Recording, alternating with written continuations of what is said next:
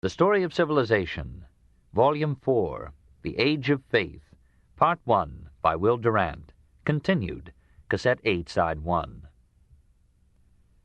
In the year 1060, the Seljuk Turks extended their conquests to Armenia. That harassed country has felt the claws of rival imperialisms through many centuries, because its mountains hindered its unity of defense, while its valleys provided tempting roads between Mesopotamia and the Black Sea. Greece and Persia fought for those roads as highways of trade and war.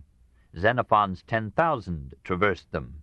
Rome and Persia fought for them. Byzantium and Persia, Byzantium and Islam, Russia and Britain. Through all vicissitudes of external pressure or domination, Armenia maintained a practical independence, a vigorous commercial and agricultural economy, a cultural autonomy that produced its own creed, literature, and art. It was the first nation to adopt Christianity as its state religion in 303. It took the Monophysite side in the debate about the nature of Christ, refusing to admit that he had shared the infirmities of human flesh. In 491, the Armenian bishops parted from Greek and Roman Christianity and formed an autonomous Armenian church under its own Catholicos.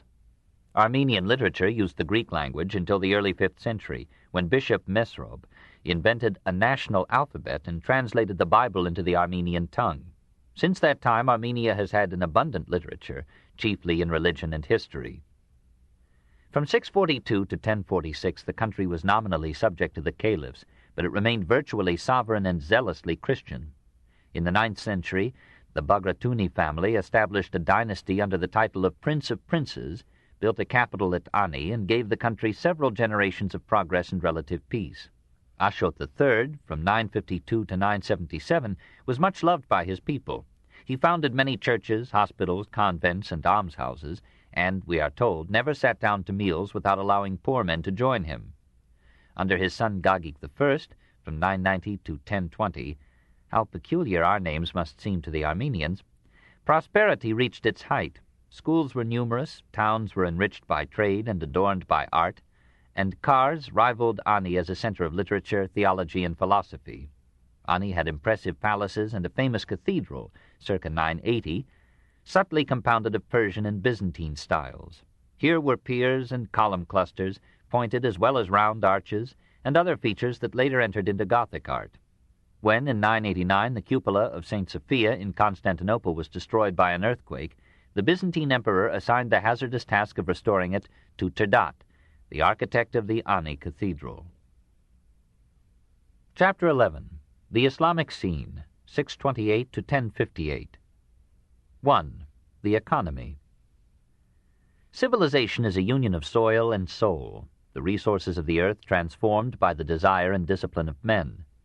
Behind the facade and under the burden of courts and palaces, temples and schools, letters and luxuries and arts, stands the basic man, the hunter bringing game from the woods, the woodman felling the forest, the herdsman pasturing and breeding his flock, the peasant clearing, plowing, sowing, cultivating, reaping, tending the orchard, the vine, the hive, and the brood.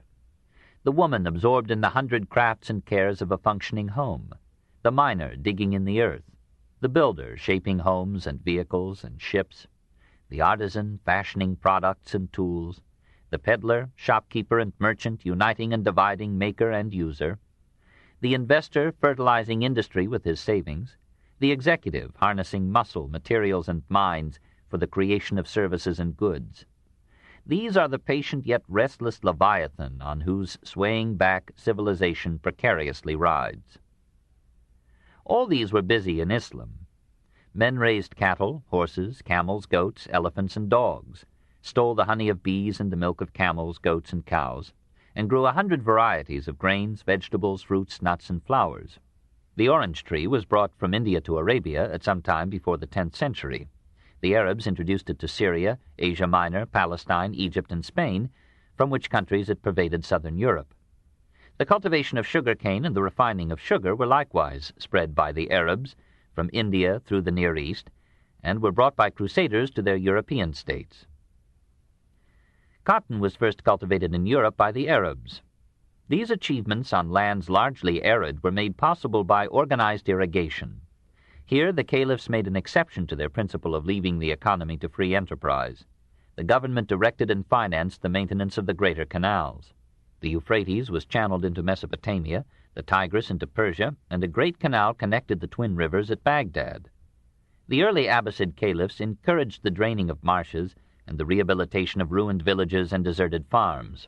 In the 10th century, under the Samanid princes, the region between Bokhara and Samarkand was considered one of the 4 earthly paradises, the others being southern Persia, southern Iraq, and the region around Damascus. Gold, silver, iron, lead, mercury, antimony, sulfur, asbestos, marble, and precious stones were mined or quarried from the earth. Divers fished for pearls in the Persian Gulf. Some use was made of naphtha and bitumen. An entry in Harun's archives gives the price of naphtha and reeds used in burning the corpse of Jafar.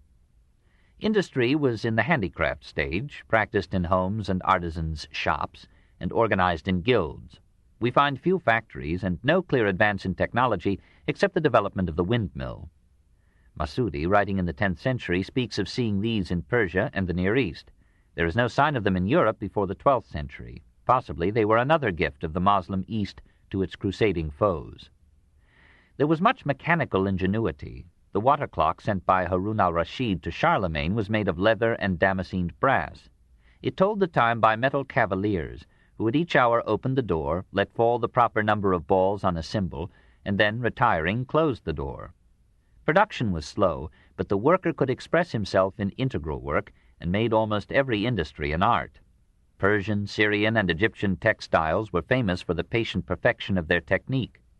Mosul for its cotton muslin, Damascus for its damask linen, Aden for its wool. Damascus was noted also for its swords of highly tempered steel, Sidon and Tyre for glass of unexcelled thinness and clarity, Baghdad for its glass and pottery, Rai for pottery, needles, combs, Raqqa for olive oil and soap, Fars for perfume and rugs. Under Moslem rule, Western Asia attained a pitch of industry and commercial prosperity unmatched by Western Europe before the 16th century. Land transport was chiefly by camels, horses, mules, and men, but the horse was too prized to be chiefly a beast of burden. "Do not call him my horse," said an Arab. "Call him my son. He runs more swiftly than the tempest, quicker than a glance. He is so light of foot that he could dance on the breast of your mistress, and she would take no hurt." So the camel, ship of the desert, bore most of the freight of Arab trade, and caravans of 4,700 camels swayed across the Moslem world. Great roads radiating from Baghdad led through Rai, Nashipur, Merv, Bokhara, and Samarkand to Kashgar and the Chinese frontier, through Basra to Shiraz, through Kufa to Medina, Mecca, and Aden, through Mosul or Damascus to the Syrian coast. Caravanserais or inns, hospices, and cisterns helped the traveler and his beasts. Much inland traffic was borne on rivers and canals. Harun al-Rashid planned a Suez Canal, but Yahya, for unknown reasons, probably financial, discouraged the idea. The Tigris at Baghdad, 750 feet wide, was spanned by 3 bridges built upon boats. Over these arteries a busy commerce passed. It was an economic advantage to Western Asia that one government united a region formerly divided among 4 states. Customs dues and other trade barriers were removed, and the flow of commodities was further eased by unity of language and faith. The Arabs did not share the European aristocrats' scorn of the merchant. Soon they joined Christians, Jews, and Persians in the business of getting goods from producer to consumer with the least possible profit to either. Cities and towns swelled and hummed with transport, barter, and sale. Peddlers cried their wares to latticed windows. Shops dangled their stock and resounded with haggling. Fairs, markets, and bazaars gathered merchandise, merchants, buyers, and poets. Caravans bound China and India to Persia, Syria, and Egypt. And ports like Baghdad, Basra, Aden, Cairo, and Alexandria sent Arab merchantmen out to sea. Moslem commerce dominated the Mediterranean till the Crusades, plying between Syria and Egypt at one end, Tunis, Sicily, Morocco, and Spain at the other, and touching Greece, Italy, and Gaul. It captured control of the Red Sea from Ethiopia. It reached over the Caspian into Mongolia, and up the Volga from Astrakhan to Novgorod, Finland, Scandinavia, and Germany, where it left thousands of Moslem coins. It answered the Chinese junks that visited Basra by sending Arab dhows out from the Persian Gulf to India and Ceylon, through the straits and up the Chinese coast to Kanfu, or Canton. A colony of Muslim and Jewish merchants was well established there in the 8th century. This vitalizing commercial activity reached its peak in the 10th century when Western Europe was at nadir. And when it subsided, it left its mark upon many European languages in such words as tariff, traffic, magazine, caravan, and bazaar. The state left industry and commerce free, and it aided it with a relatively stable currency. The early caliphs used Byzantine and Persian money, but in 695, Abd al-Malik struck an Arab coinage of gold dinars and silver dirhams. Ibn Hakal, circa 975, describes a kind of promissory note for 42,000 dinars addressed to a merchant in Morocco. From the Arabic word sak, S-A-K-K, for this form of credit, is derived our word check. Investors shared in financing commercial voyages or caravans, and though interest was forbidden, ways were found, as in Europe, of evading the prohibition and repaying capital for its use and risk. Monopolies were illegal but prospered. Within a century after Omar's death, the Arab upper classes had amassed great wealth and lived on luxurious estates manned by hundreds of slaves. Yahya the Barmakid offered 7 million dirhams, or $560,000, for a pearl box made of precious stones, and was refused. The Caliph Muqtafi, if we may believe Muslim figures, left at his death 20 million dinars, or $94,500,000, in jewelry and perfumes. When Harun al-Rashid married his son al-Mamun to Durant, her grandmother emptied a shower of pearls upon the groom. And her father scattered among the guests bowls of musk, each of which contained a writ entitling the possessor to a slave, a horse, an estate, or some other gift. After Muqtadir confiscated 16 million dinars of Ibn al-Jassas's fortune, that famous jeweler remained a wealthy man. Many overseas traders were worth 4 million dinars. Hundreds of merchants had homes costing from 10,000 to 30,000 dinars, or $142,500. At the bottom of the economic structure were the slaves. They were probably more numerous in Islam in proportion to population than in Christendom, where serfdom was replacing slavery. The Caliph Muqtadir, we are told, had 11,000 eunuchs in his household. Musa took 300,000 captives in Africa, 30,000 virgins in Spain, and sold them into slavery. Qutayba captured 100,000 in Sogdiana. The figures are Oriental and must be discounted. The Quran recognized the capture of non-Muslims in war and the birth of children to slave parents as the sole legitimate sources of slavery. No Muslim, just as in Christendom no Christian, was to be enslaved. Nevertheless, a brisk trade developed in slaves captured in raids. Negroes from East and Central Africa, Turks or Chinese from Turkestan, whites from Russia, Italy, and Spain. The Moslem had full rights of life and death over his slaves. Usually, however, he handled them with a genial humanity that made their lot no worse, perhaps better, as more secure, than that of a factory worker in 19th century Europe. Slaves did most of the menial work on the farms, most of the unskilled manual work in the towns. They acted as servants in the household and as concubines or eunuchs in the harem. Most dancers, singers, and actors were slaves. The offspring of a female slave by her master, or of a free woman by her slave, was free from birth. Slaves were allowed to marry, and their children, if talented, might receive an education. It is astonishing how many sons of slaves rose to high place in the intellectual and political world of Islam. How many, like Mahmud and the early Mamelukes, became kings. Exploitation in Asiatic Islam never reached the merciless of pagan, Christian, or Moslem Egypt, where the peasant toiled every hour, earned enough to pay for a hut, a loincloth, and food this side of starvation. There was and is much begging in Islam, and much imposture in begging. But the poor Asiatic had a protective skill in working slowly. Few men could rival him in manifold adaptation to idleness. Alms were frequent, and at the worst a homeless man could sleep in the finest edifice in town, the mosque. Even so, the eternal class war simmered sullenly through the years, and broke out now and then, in 778, 796, 808, and 838, in violent revolt. Usually, since state and church were one, rebellion took a religious garb.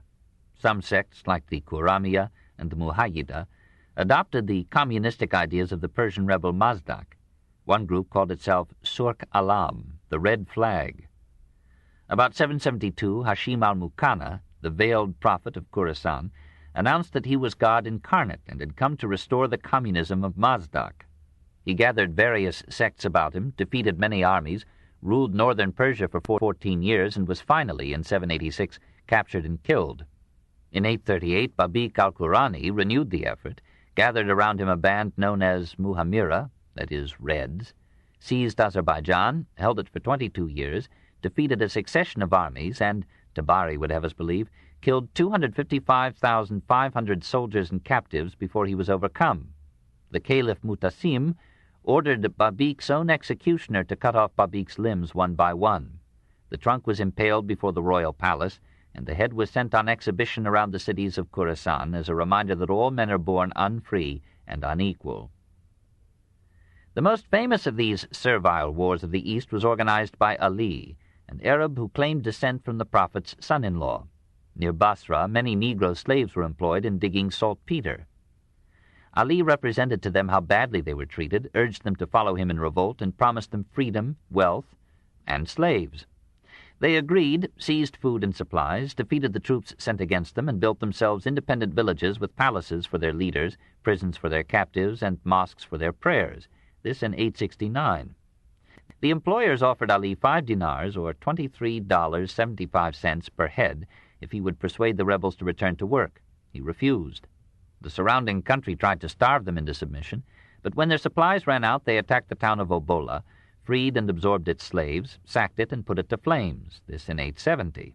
Much encouraged, Ali led his men against other towns, took many of them, captured control of southern Iran and Iraq to the gates of Baghdad. Commerce halted, and the capital began to starve. In 871, the Negro general Mohalabi, with a large army of rebels, seized Basra.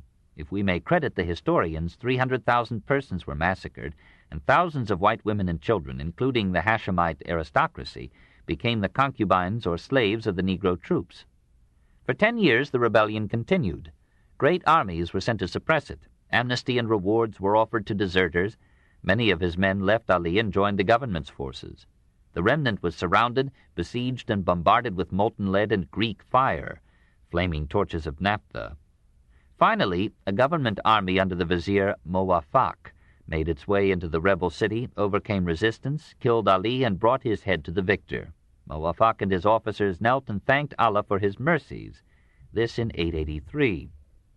The rebellion had lasted 14 years and had threatened the whole economic and political structure of Eastern Islam.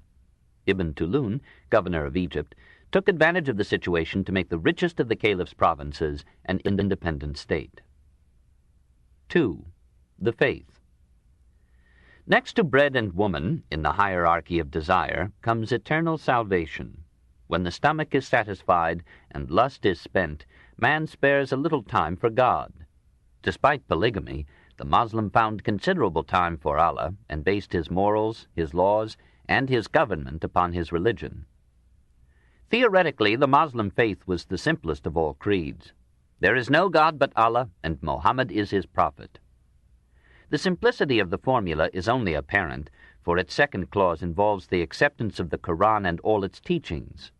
Consequently, the Orthodox Muslim also believed in heaven and hell, angels and demons, the resurrection of body and soul, the divine predestination of all events, the Last Judgment, the 4 duties of Muslim practice, prayer, alms, fasting, and pilgrimage, and the divine inspiration of various prophets who led up to Muhammad.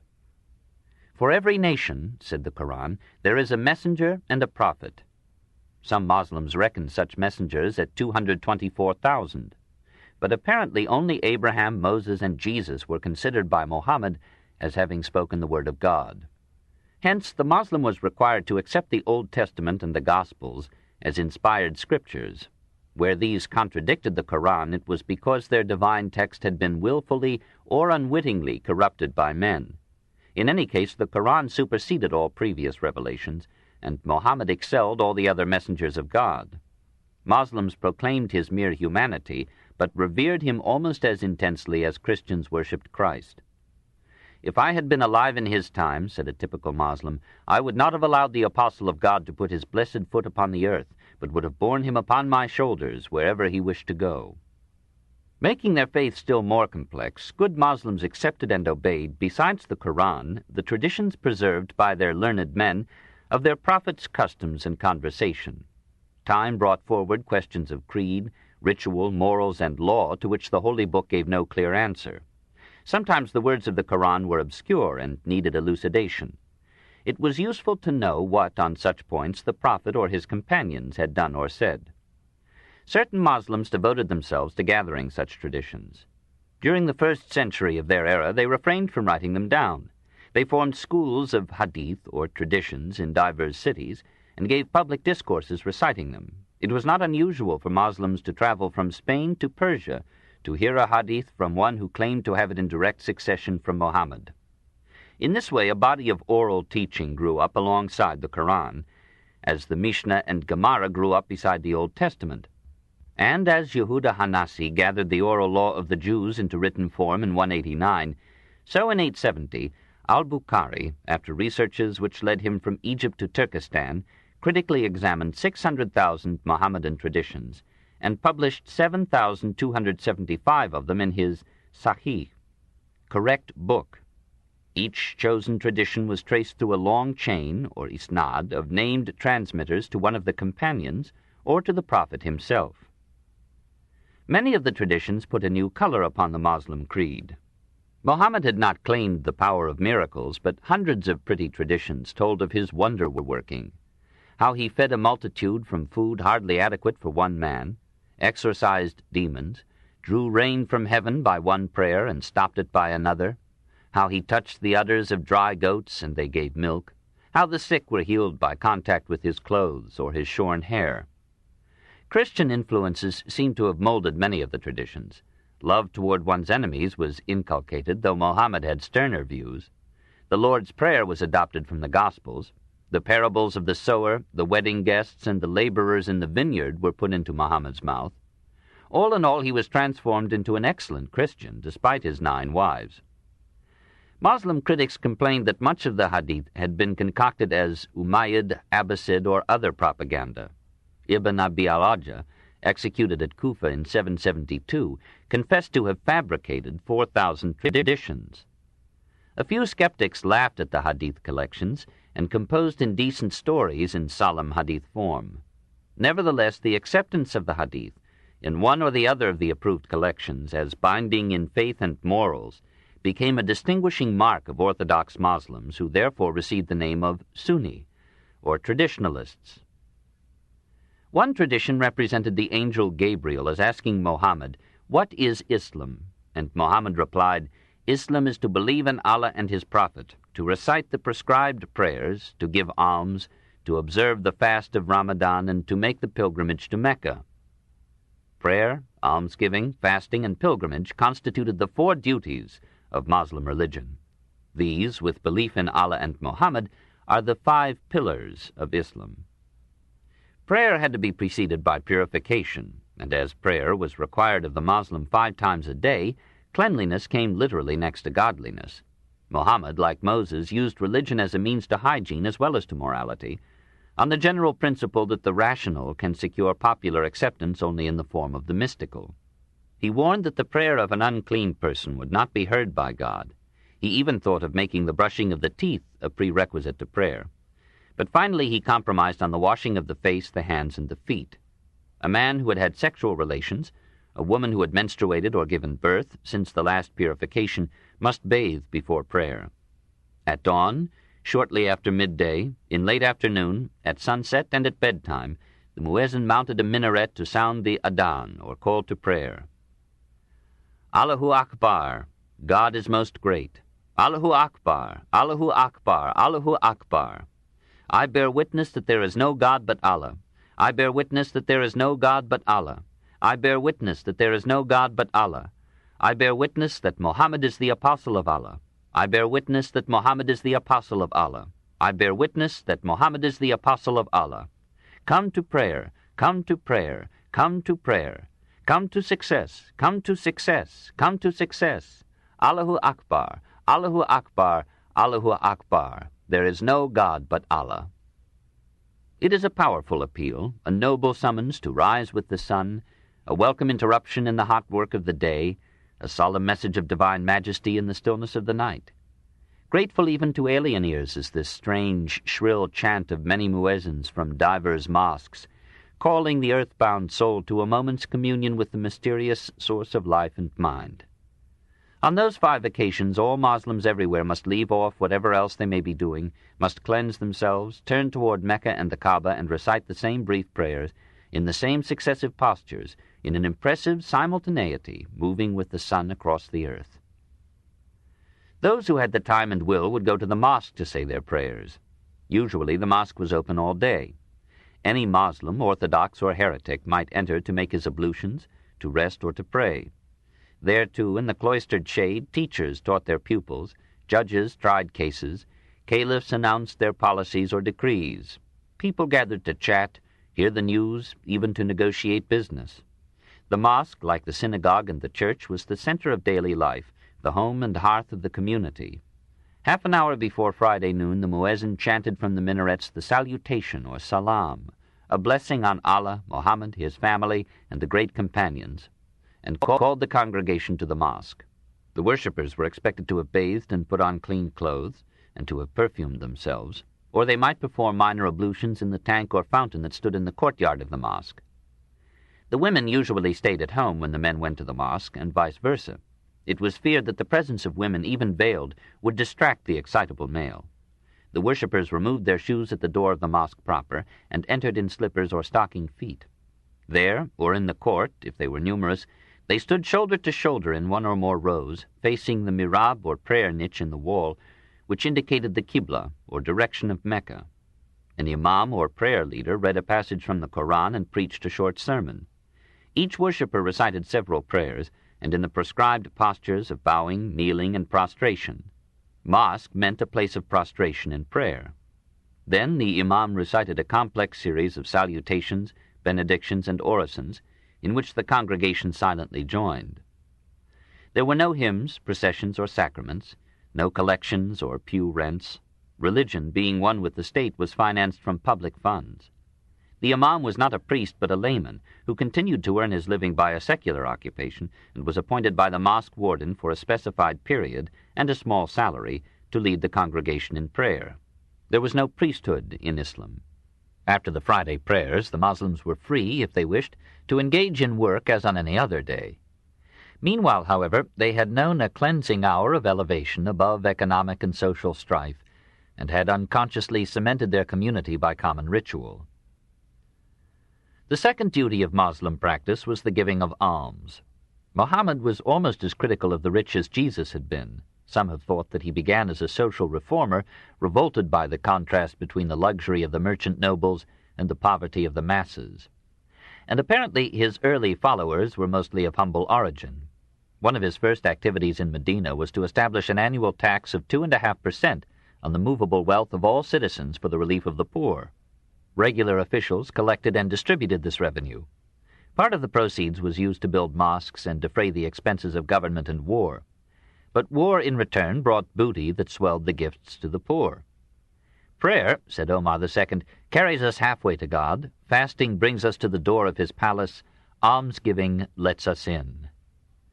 The traditions abound in stories of generous Moslems. Hassan, for example, was said to have 3 times in his life divided his substance with the poor, and twice given away all that he had. The third duty was fasting. In general, the Moslem was commanded to avoid wine, carrion, blood, and the flesh of swine or dogs. But Muhammad was more lenient than Moses. Forbidden foods might be eaten in cases of necessity. Of a tasty cheese containing some prohibited meat, he only asked with his sly humor, "Mention the name of Allah over it." He frowned on asceticism and condemned monasticism. Mohammedans were to enjoy the pleasures of life with a good conscience, but in moderation. Nevertheless, Islam, like most religions, required certain fasts, partly as a discipline of the will, partly, we may presume, as hygiene. A few months after settling in Medina, he saw the Jews keeping their annual feast of Yom Kippur. He adopted it for his followers, hoping to win the Jews to Islam. When this hope faded, he transferred the fast to the month of Ramadan. For 29 days the Moslem was to abstain, during the daylight hours, from eating, drinking, smoking, or contact with the other sex. Exceptions were made for the sick, the weary traveler, the very young or old, and women with child or giving suck. When first decreed, the month of fasting fell in winter, when daylight came late and ended soon. But as the lunar calendar of the Moslems made the year shorter than the 4 seasons, Ramadan every 33 years fell in midsummer, when the days are long and the eastern heat makes thirst a torture. Yet the good Moslem bore the fast. Each night, however, the fast was broken, and the Moslem might eat, drink, smoke, and make love till the dawn. Stores and shops remained open all those nights, inviting the populace to feasting and merriment. The poor worked as usual during the month of fast. The well-to-do could ease their way through it by sleeping during the day. Very pious persons spent the last 10 nights of Ramadan in the mosque. On one of those nights it was believed Allah began to reveal the Koran to Muhammad. That night was accounted better than 1,000 months. And simple devotees, uncertain which of the 10 was the night of the divine decree, kept all 10 with dire solemnity. On the first day after Ramadan, the Moslems celebrated the festival of Eid al-Fitr, or breaking of the fast. They bathed, put on new clothes, saluted one another with an embrace, gave alms and presents, and visited the graves of their dead. Pilgrimage to Mecca was the 4th duty of Moslem faith. Pilgrimage to holy places was traditional in the East. The Jew lived in hopes of one day seeing Zion, and pious pagan Arabs, long before Muhammad, had trekked to the Kaaba. Muhammad accepted the old custom because he knew that ritual is less easily changed than belief, and perhaps because he himself hankered after the black stone.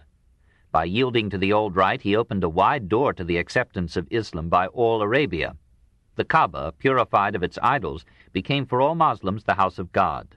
And upon every Mohammedan the obligation was laid, with considerate exceptions for the ailing and the poor, to make the Mecca pilgrimage as often as he can, which was soon interpreted as meaning once in a lifetime. As Islam spread to distant lands, only a minority of Moslems performed the pilgrimage. Even in Mecca there are Moslems who have never made a ritual visit to the Kaaba. Doughty has described, beyond all rivalry, the panorama of the pilgrimage caravan moving with fantastic patience across the desert, caught between the hot fury of the sun and the swirling fire of the sands. Some 7,000 believers, less or more, on foot or horse or donkey or mule or lordly palanquin, but most tossed along between the humps of camels, bowing at each long stalking pace, making 50 prostrations in every minute, whether we would or no, toward Mecca. Covering 30 miles in a weary day, sometimes 50 to reach an oasis, many pilgrims sickening and left behind, some dying and abandoned to lurking hyenas or a slower death. At Medina, the pilgrims halted to view the tombs of Muhammad, Abu Bakr, and Omar I in the Mosque of the Prophet. Near those sepulchres, says a popular tradition, a space is reserved for Jesus, the son of Miriam. Sighting Mecca, the caravan pitched its camp outside the walls, for the whole city was haram, sacred. The pilgrims bathed, dressed in seamless robes of white, and rode or walked in a line many miles long over dusty roads to seek living quarters in the town. During their stay in Mecca, they were required to abstain from all disputes, from sexual relations, and from any sinful act. In the months specially ordained for pilgrimage, the holy city became a babbling concourse of tribes and races, suddenly doffing nationality and rank in the unanimity of ritual and prayer. Into the great enclosure called the Mosque of Mecca these thousands hurried in tense anticipation of a supreme experience. They hardly noted the elegant minarets of the wall, or the arcades and colonnades of the cloistered interior, but all stopped in awe at the well of Zemzem, whose water, said tradition, had slaked the thirst of Ishmael. Every pilgrim drank of it, however bitter its taste, however urgent its effects. Some bottled it to take it home, to sip its saving sanctity daily and in the hour of death.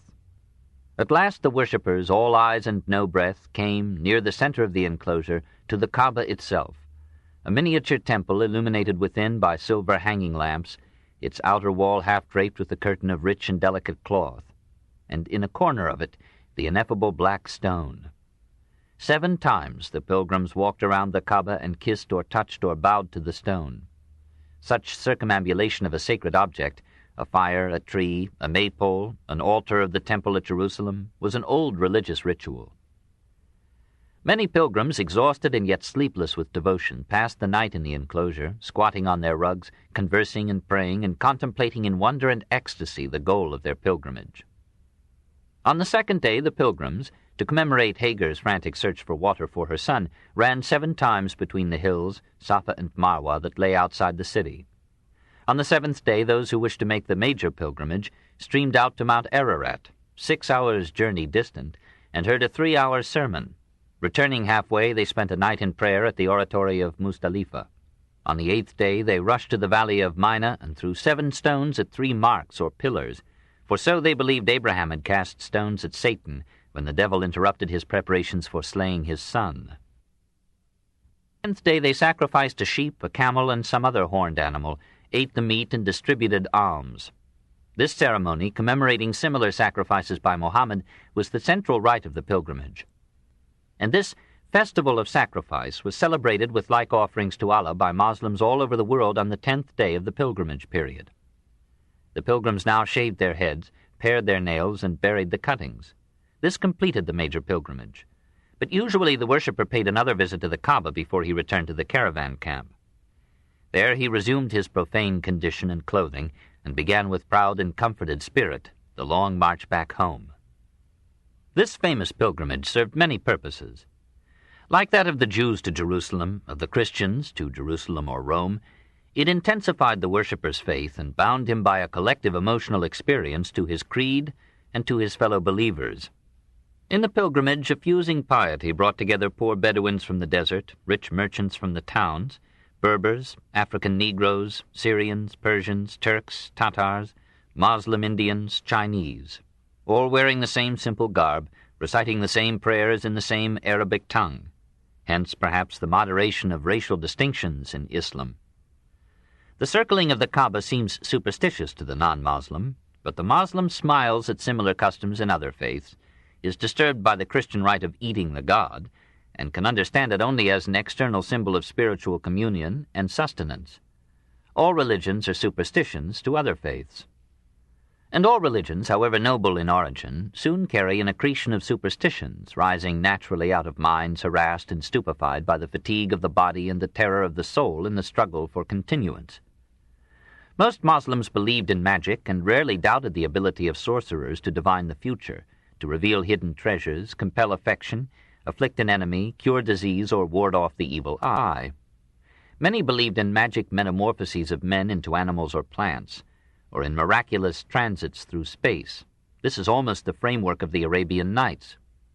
Spirits were everywhere, performing every manner of trick and enchantment upon mortals, and begetting unwanted children upon careless women.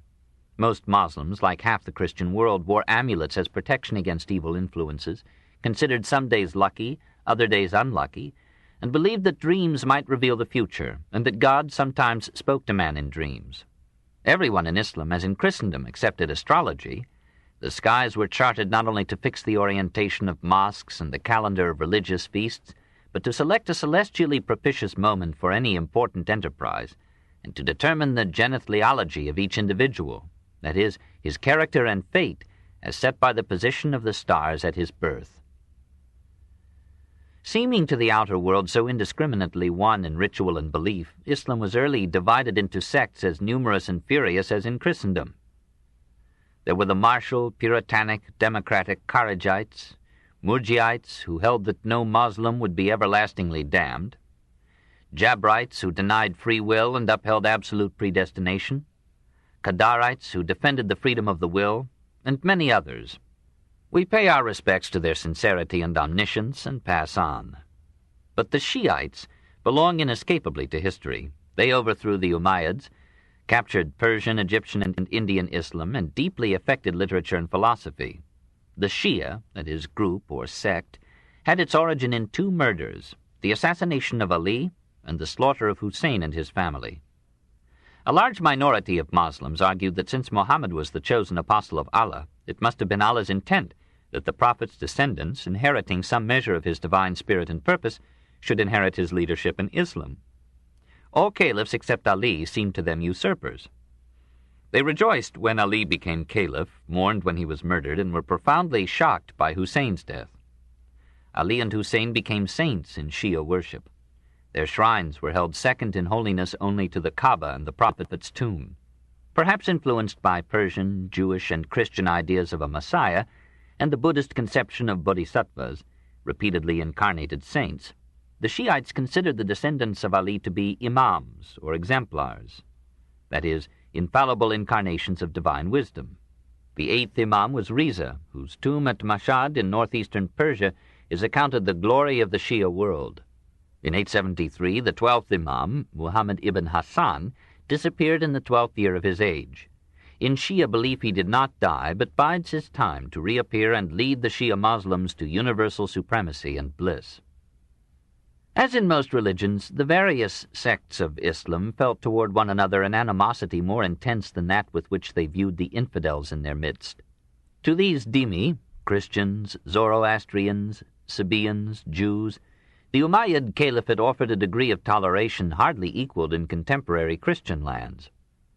They were allowed the free practice of their faiths and the retention of their churches on condition that they wear a distinctive honey-colored dress and pay a poll tax of from 1 to 4 dinars, or $4.75 to $19 per year, according to their income. This tax fell only upon non-Muslims capable of military service. It was not levied upon monks, women, adolescents, slaves, the old, crippled, blind, or very poor. In return, the dhimmi were excused or excluded from military service, were exempt from the 2.5% tax for community charity, and received the protection of the government. Their testimony was not admitted in Muslim courts, but they were allowed self-government under their own leaders, judges, and laws.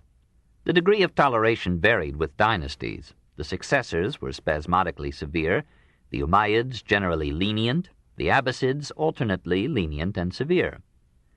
Omar I ejected all Jews and Christians from Arabia as Islam's holy land, and a questionable tradition ascribes to him a covenant of Omar restraining their rights in general.